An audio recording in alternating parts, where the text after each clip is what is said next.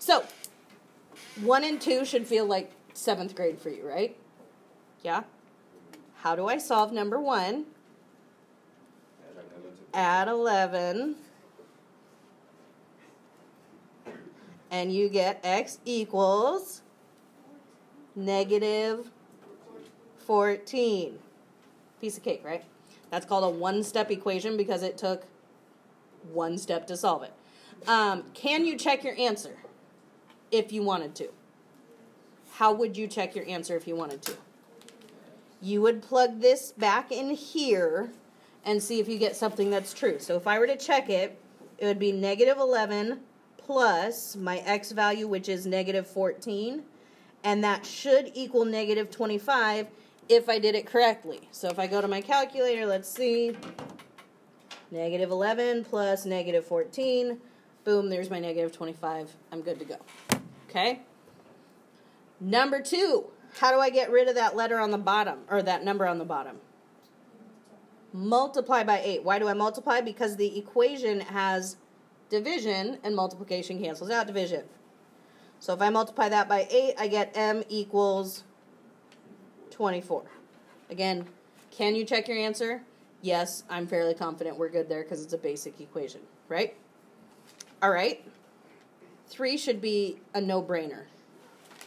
What does m equal here?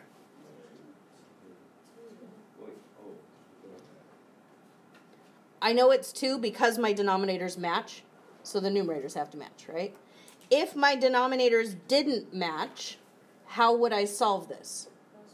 Cross multiply, and I still can do that here. I would do 2 times 19, which is 38, equals 19m, right? Multiply and multiply. Divide by 19, and that's just another way to get your m value, okay? Because those denominators match, that made it super easy. All right, number 4, what do I need to do first? Combine like terms. So b minus 4b is negative 3b is equal to 21. Then what? Divide by negative 3, and b equals negative 7. That's what we call a two-step equation because it took 2 steps to solve it. Number 5, what do I need to do? Same thing, right? Combine like terms. Now, if they're on the same side, I can just add them together. 3 and negative 4 would be negative p. I still have a plus 1 to deal with. And what do I do with that plus 1? Subtract it to move it to the other side, correct? So, negative p equals what? Negative 8. And then how do I get p by itself? Divide, or technically you could multiply by negative 1, either way. And you get p equals positive 8. Yeah? We're easing into this slowly. Because this semester is a lot of algebra stuff. Last semester was a lot of geometry stuff.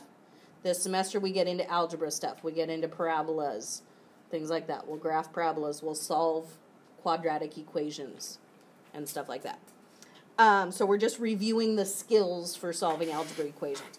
Number 6. I have like terms, but they're on different sides of the equal sign. So what do I need to do? Get them together, right? Does it matter what side I get the n on? It doesn't matter. Your instinct, since you've probably practiced these a gazillion times, is probably to move things to the left, but really it doesn't matter as long as they're together. So if I wanted to move things to the left, I would subtract 2n. If I wanted to go the other way, I wouldn't have subtracted 2n, I would have added 8n.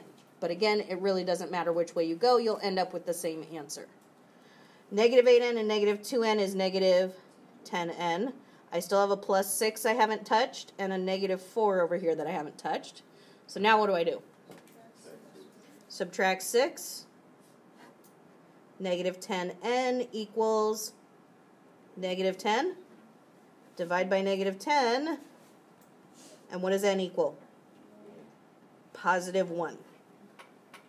Easy peasy? We call that a how many step equation? We call that one a multi-step equation. Just trying to trick you there. All right, number 7, what's different here?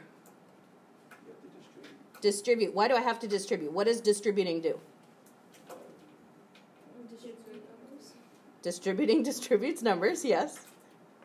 It gets rid of parentheses. And if you think back to PEMDAS, you got to deal with those parentheses first. So distributing allows you to progress through your EMDAS of your PEMDAS. Okay? So if I distribute, I have 175 equals 7 times 6x gives me 42x. And 7 times negative 5 gives me...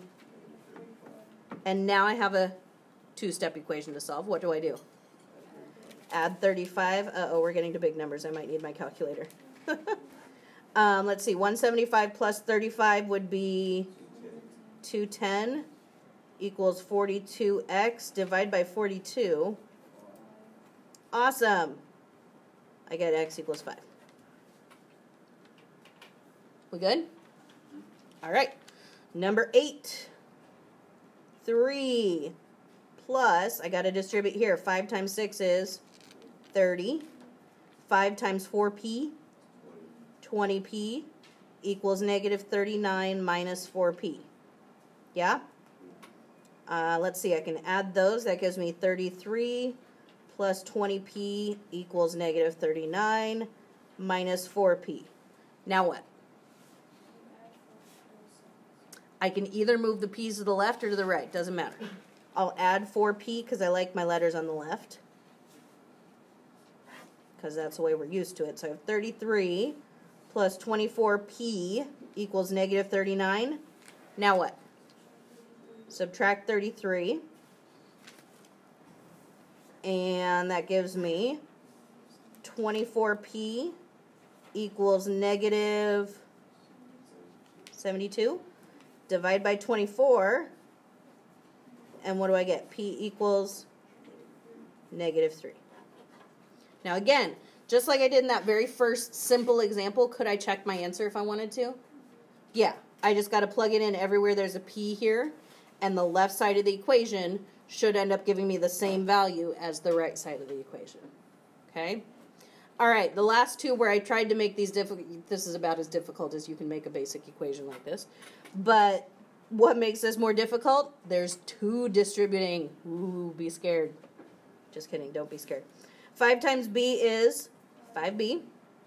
5 times 1. 5 times 7b. 35b. And 5 times negative 6. Negative 30 equals negative 25. So let's see. 5b plus 35b. They're on the same side of the equal sign, so I can just add them. I get 40b. And then I have 5 and negative 30. What does that give me? Negative 25 equals negative 25. What do I do now? Add 25. And this is where some people freak out. I don't know why, but they freak out as soon as there's a 0. Negative 25 and 25 is 0. And they're like, oh my gosh, I don't know what to do. It's no solution. It's not no solution. Divide by 40. And what's 0 divided by anything? 0. My answer is just 0. Okay? Don't freak out by 0. It's just a number like everybody else. Okay? All right, over here. Now this one I don't have anything to distribute. So what do I have to assume it is? A negative 1. So it's a negative sign. I'm distributing a negative 1. So I have 7x, and then negative 1 times negative 6x would be positive 6x. Negative 1 times positive 1 would be negative 1 equals 3, and then plus 2 times 7x would be 14x. 2 times 5 would be 10. And let's combine some like terms. 7x and 6x, 13x minus 1 equals, I'm going to put the 14x first, just because. And then 3 plus 10 is 13. Now, I want you to think ahead a step here. Which direction should I move my x's? Should I move them to the left or to the right? Usually I like to move things to the left, but if I move it to the left, what's going to happen? I'm going to have a negative x, which means I'm going to have to do another step to get x by itself, right? If I move it to the right, I don't have to do an extra step, do I? Because it's already going to be positive. So you can move it to the left if you want to. That's totally fine. But this way gives me a positive x, so I don't have to worry about that extra step. Sorry, I can't write and talk at the same time. I don't have to worry about that extra step of getting x positive. So now I'm just going to subtract 13, and what does x equal? Negative 14. Any questions about this stuff? Yes, I went through that fast. You should have had most of it done, and we're just following along anyways. Yeah? Okay. Happy studying.